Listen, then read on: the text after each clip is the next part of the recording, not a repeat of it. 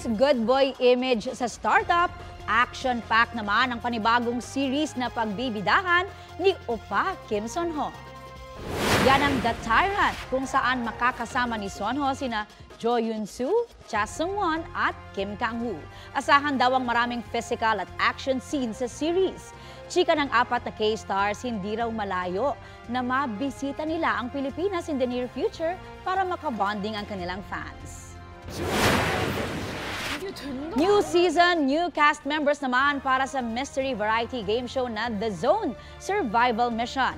Makakasama nina Yoo Jae-suk at Kwon Yuri. Sa Mission 3 ang South Korean MMA fighter na si Kim Dong-hyun, pati na ang social media personality na si Dex.